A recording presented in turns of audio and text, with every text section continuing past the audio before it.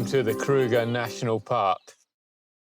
It's 6 in the morning, the sun's coming up, and today we're exploring the central part of the park, heading from the Letaba rest camp southwards and then westwards to the border of the park at Tamboti rest camp, right next to the Orpen Gate. Tented accommodation this evening, between now and then, 10 or 12 hours of hopefully quality game viewing and hopefully a few fantastic shots. Let's get started. This is my third day on the solo self-drive from the north of the Kruger Park all the way down, stopping at 6 different rest camps until I get to the very south.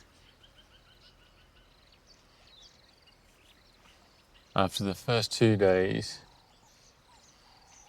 we've had some reasonable sightings, but no predators yet. No big cat yet. I had a very brief glimpse of a jackal on Sunday, but didn't even have time to pick the camera up, let alone take a shot. Whilst the big cat sightings had eluded us on the first couple of days, we did manage to capture a few half-decent shots.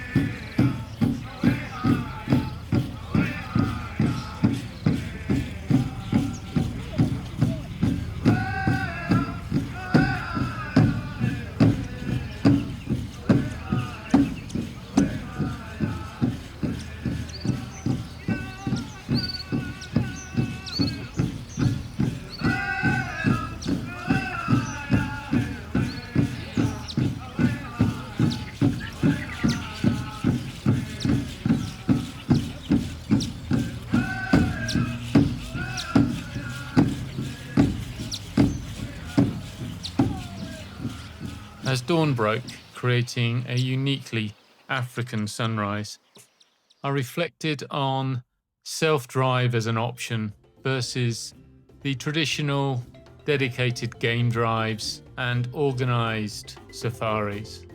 And there are distinct advantages and disadvantages to both. One of the big advantages of being on an organised safari and organised game drive is that there are more pairs of eyes. You are in a vehicle with 8, 10 or 12 other people, and therefore you've got 8, 10 or 12 times the number of eyes looking for game.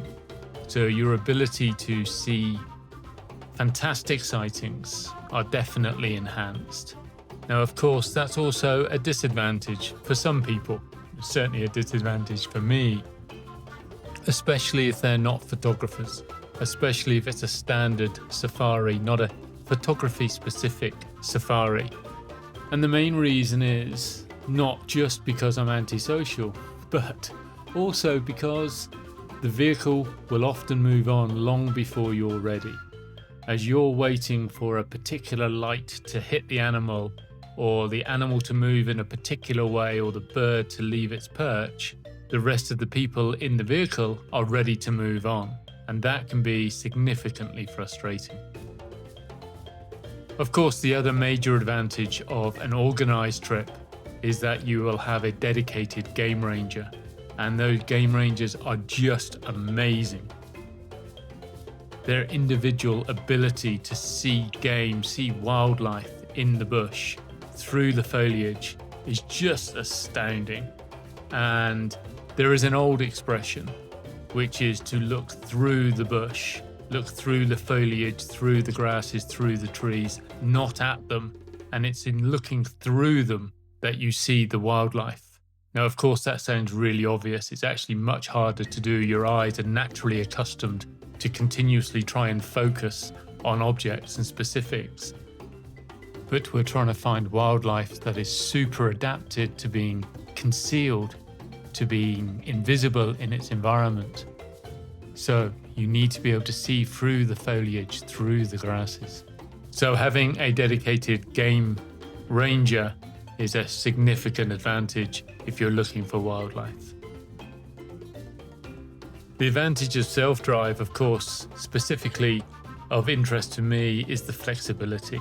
You're not stuck on a schedule of what time you have to be up for breakfast, what time you have to be at a vehicle, when a vehicle leaves a sighting, when it moves on, which direction it goes.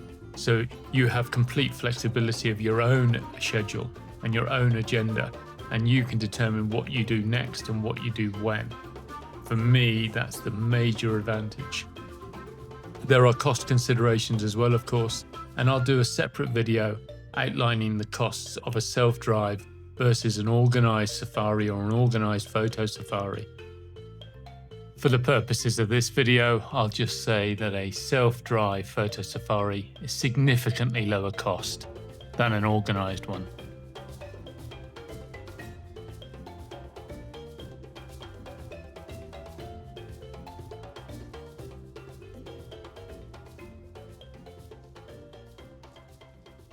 Here comes the light. You can just see it starting to catch the trees and the grasses by the verge. Ah, it's beautiful. Absolutely beautiful. I don't think there's anything quite like an African dawn. And that golden hour, I have to say, is about an hour, maybe 90 minutes if you're lucky. But the sun rises quickly in Africa, and before long it's high in the sky and everything's harsh again. But for the next 90 minutes we're going to be bathed in the most beautiful golden light.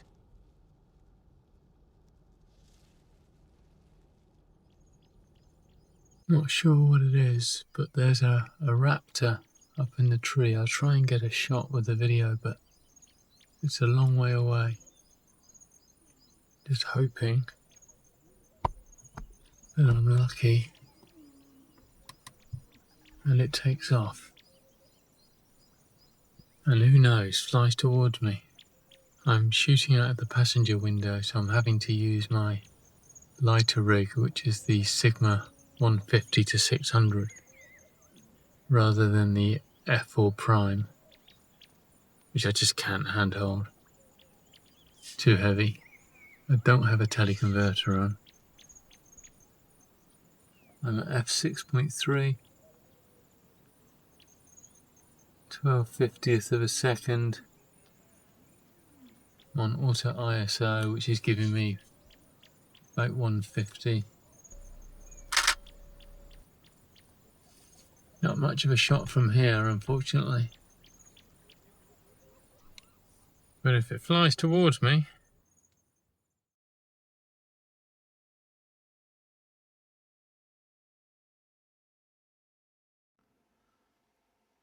I drove on, but I have to confess I was a little frustrated. Another morning, another golden hour without any significant sightings, and no real opportunities for capturing any images.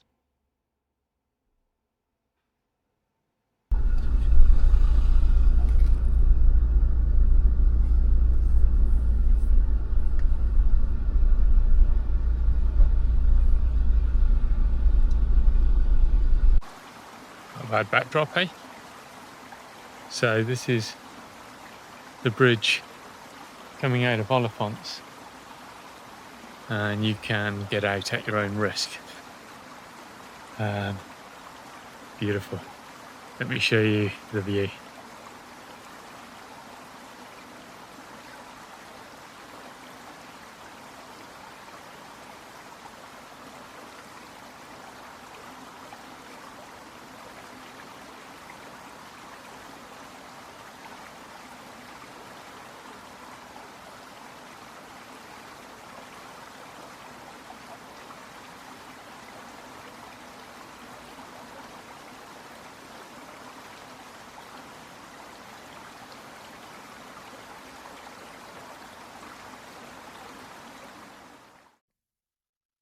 Back on the road again, and it wasn't long until we were stopped by an elephant, along with its calf. And shortly thereafter, more elephant. When on safari, if you see vehicles stopped by the side of the road, then your hopes get raised. It is normally a sign that something has been spotted, and if your luck's in, it'll be one of those special sightings, one that stays with you for the rest of your life and produces some fantastic images. So I approached with some expectation. Alas, on this occasion, it wasn't lion or hyena or wild dog or cheetah or leopard or rhino. It was more elephant. Now, elephants are fantastic creatures, so beautiful. But I don't enjoy photographing them, and that's because I never feel as if I do them justice. I don't seem to be able to capture their elegance, their grace, their beauty.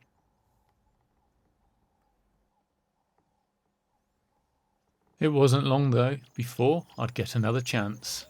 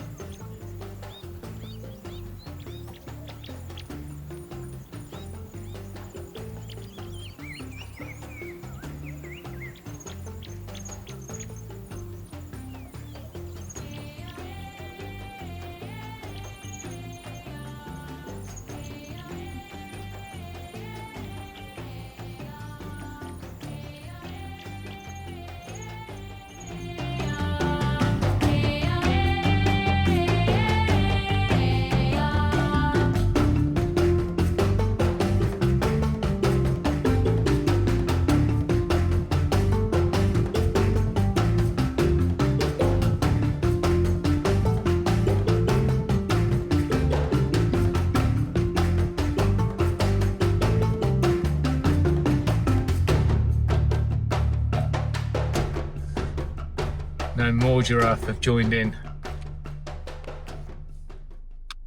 Let's see if we can get a shot of that for you guys.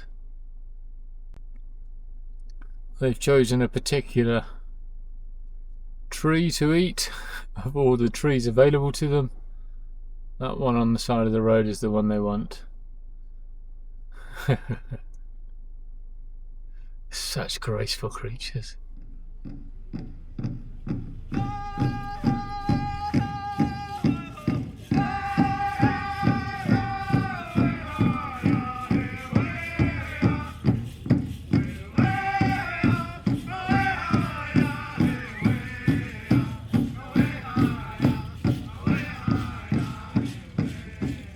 It wasn't long after I got going again that I noticed a smell of smoke in the air and a faint smudge in the sky.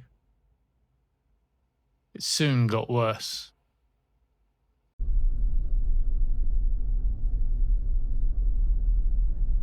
With South Africa being in the southern hemisphere, July, of course, is winter, and winter is dry season. And with no rain and the sun baking the landscape, that means fire.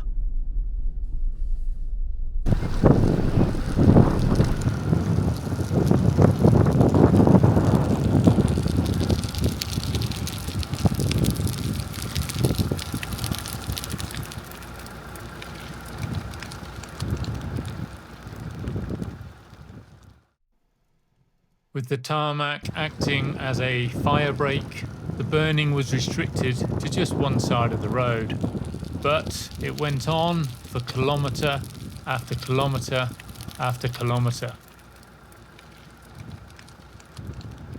Each year, on average, about 15% of the entire park is affected by bushfires. That equates to almost 3,000 square kilometres. Now, some of those fires are controlled fires set deliberately in an effort to restrict the uncontrolled wildfires that could happen in the absence of the barriers that the controlled fires put in place. The birds of prey were certainly out and about, presumably looking for voles and shrews that were escaping the fire. I attempted to grab a few shots, but shooting handheld from the car with a big lens is never easy, and most of the images either suffered from motion blur or just had plain blue skies in the background. With the flames behind us, the animals returned, and I couldn't resist a classic black and white zebra shot.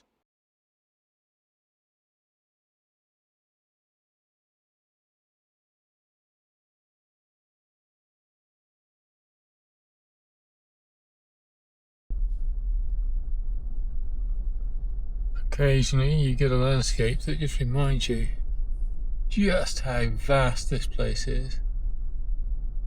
It's about 19,000 square kilometres. So trying to spot a few big cats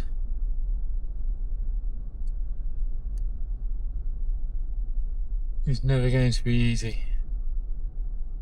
And every time I see a tree like that, I think leopard. So far, I've been disappointed. As you can see, the light is getting low. I'm heading back for camp, get some food, download the pictures that I have taken today, and then do all of the normal in-camp routines, getting batteries charged and formatting memory cards and all of those good things.